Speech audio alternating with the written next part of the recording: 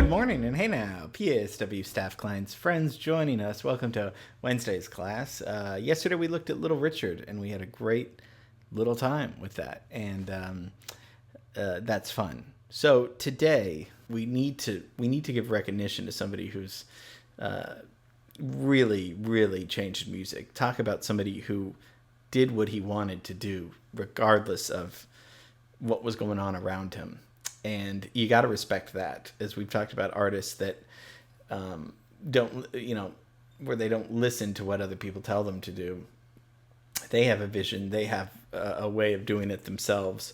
Those are the kind of people that at least I look up to a lot.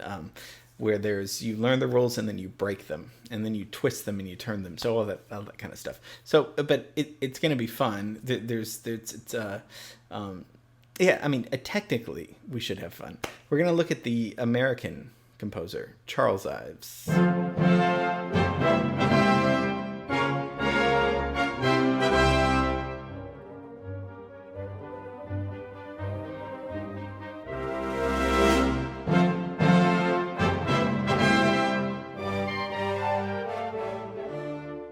Yes, American composer. I said American like that because he's important for many reasons. First of all, he changed American music and was maybe the most famous American composer, but didn't live to see any of that fame. He wasn't poor. He wasn't insecure about his work. He simply knew that he couldn't make money off of dissonance. What is dissonance? That's when something doesn't sound pleasant. Exactly, right? This is consonance. That's dissonance. One's good, one's bad. So we're going to go through a timeline of his life. I'm going to tell you why he was so provocative, why his radical thinking. It's hard to say whether he was an angry... it's interesting to think of artists, what they're going through in their lives, and how that reflects, how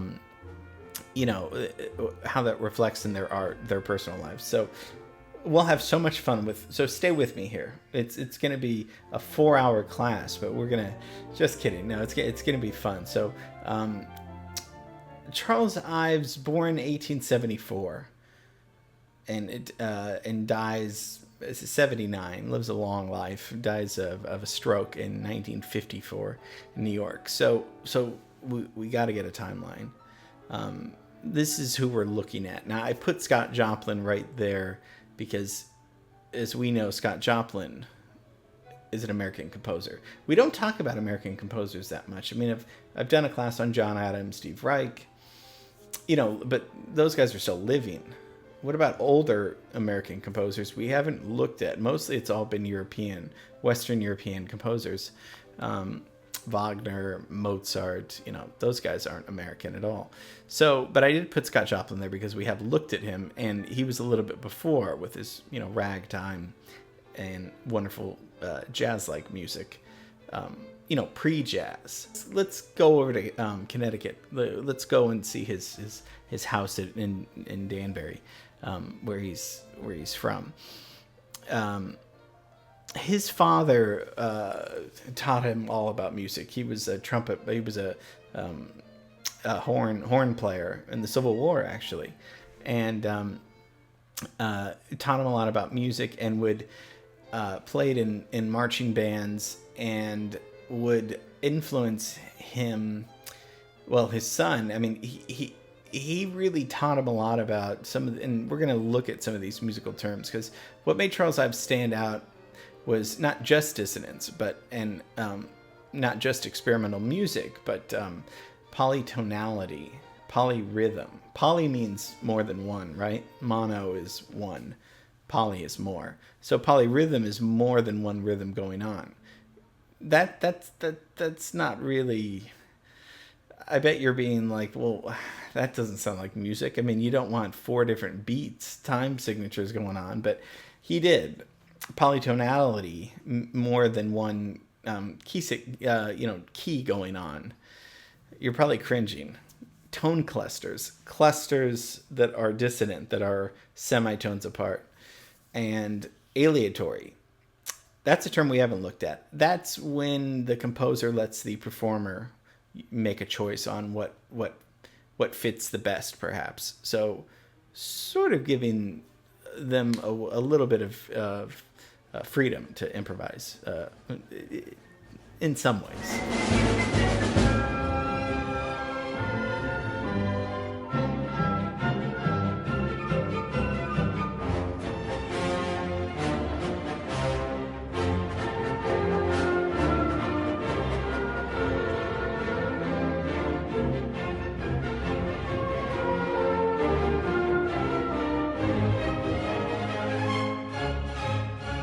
His father's teaching him when he's 14. He becomes this great church organ player, but his father's doing little exercises with him where he's playing something on the piano, and mostly these are patriotic songs, because if you think about it, this is like 1900, before 1900. So he's playing a song, and his father would do these little exercises where he would make Charles, the little boy, sing like "My Country 'Tis of Thee," and he would be playing the song in a different key, or he'd be playing a different song, and Charles would have to keep in his key while the father was playing it at a different key. He would do all these little experiments that are really hard to do, because you have to really focus on your line. So it wasn't harmony. It was completely different keys. So his father really taught him, I don't know for what purpose really, that music can be anything in a sense. And he played in a lot of marching bands. And Charles Ives would toy with this notion later of having different marching bands playing in different, if you think of a marching band, they play outside, right, for the most part. So if you had 2 or 3 marching bands playing outside and they came together, what would that music sound like? He was into these kind of ideas.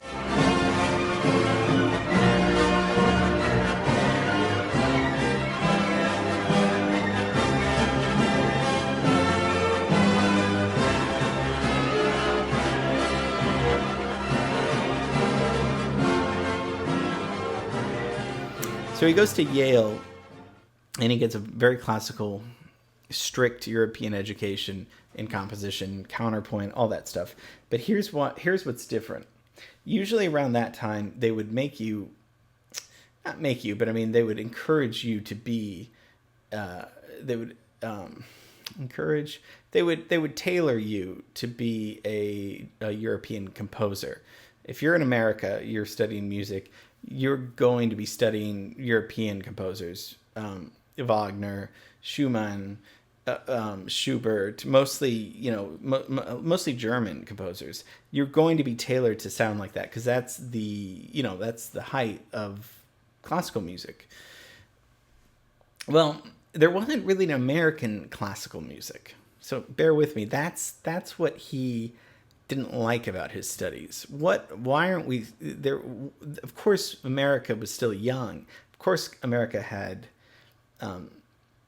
folk music, because we were an early country, but I don't think he wanted to become a second, third rate,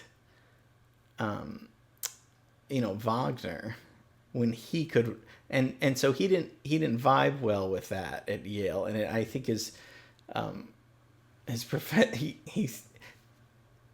he wrote something very dissonant in his first symphony, I believe, and his professor said, "Don't ever show me that again." He was rebelling. He wanted to. So this is almost the first. He's almost the first classical American composer. When you think of it, that's amazing. That's really amazing. But how does he get there? See, I told you this is going to be my most highly rated class. How does he get there? Well, he does what most people do after college. He sells insurance. Yeah, he was a composer that wrote at night on the weekends and on vacations, and during the day he would work on Wall Street. And he was a highly successful insurance salesman. He could sell, anything to anybody.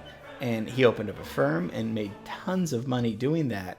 Meanwhile, writing at night writing this very dissonant music. I mean, as you hearing this throughout the class, but not as a way to. He loved music. He loved music, traditional songs. He loved American songs. He loved the songs of Stephen Foster. He loved, that was American music. Those were, we didn't have really classical music, but he was like, yeah, until he came along. And he said, you know what I'm going to do? I'm going to put all these pieces, I'm going to use I'm going to quote these pieces. I'm going to quote hymn tunes. I'm going to quote traditional American hymns. I'm going to incorporate some of these melodies that you would hear at a marching band and a holiday parade, and fiddlers on a Saturday night playing outside. It was almost like that John Cage thing where anything can be music. So if you walk outside and you're in a town in New England, you hear somebody playing the violin up there. You hear a marching band over there. He's putting that stuff, he's incorporating that in the symphony. The symphony's his little family. He's saying, come on in, let me, and they're not improvising. They're reading the score. In fact, some pieces require 3 or 4 conductors.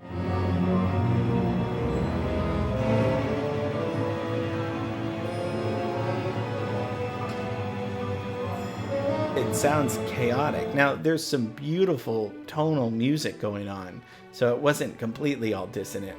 But what he was doing is so ahead of his time. I mean, I don't even know if people really do that now. I mean, and I think that's why Leonard Bernstein and Aaron Copland, American composers, really championed his music and gave him some of his early performances. But from 1900 to 1920, he's writing these symphonies. He's writing and working on the train, going back and forth, and writing these things and quoting quoting hymns and rags. So I mean, and patriotic songs, because he loved that kind of music. So why not put it in his music? And most of the music wasn't really performed in his life. He got a few performances, but he was a little sick and he gave up writing. So he mostly went unknown and became canonized and after his death, unfortunately. I mean, you know, he made a lot of money in insurance and was a church-going, loyal husband, wrote lullabies on the piano. I mean, wrote all kinds of music. But when it came to his quote-unquote serious classical music, it was he was provocative. And I always liked that. And he came up with a question where he said, "Are my ears on wrong?" And I thought that was hilarious. I mean, are my ears on wrong? It goes to show you again that we talk about artists that look at the world differently, hear the world differently. And somebody asked him, they said, "Mr. Ives, why don't you write music that people like to hear?" And he said, "I can't. I hear something different." That's a very simple answer. So sometimes we just hear something different. We see something different. People can say, why don't you do this? I can't. That's not me. Or I'm not even in the same universe as what you're talking about. I mean, it's such a simple answer to, it's not a stupid question. It's kind of a question like with Andrew Lloyd Webber. Hey, why can't you write the Phantom of the Opera again?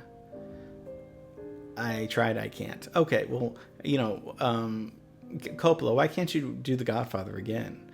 All these questions of that we do want to know from the artist. The artist can't tell us. They don't know why. Perhaps they don't want to. I mean, I know we're getting philosophical and off track here, but these are things to think about. Are my ears on wrong? Or my eyes not? I mean, people with vision, filmmakers and painters, are their eyes on are their sockets not right? Yeah, I mean, that's what makes life interesting. We're all different. We're all creative. We're not robots. We're not all, we pretty much, look the same. But I mean, inside our brain is all, it's wired differently. So something to think about. Charles Ives genius of a man, way ahead of his time. I think that's all I have to say about him. There's so much music and there's so many great things, and I do want to say that video with the quotations, I did not put that together, so I don't want to take credit for that at all, because that guy really that was tough to do. But that's what his music sounds like, and unlike anything in the world. An amazing genius. So that's Charles Ives. All right. We're going to have fun tomorrow. Okay. Love you. Miss you.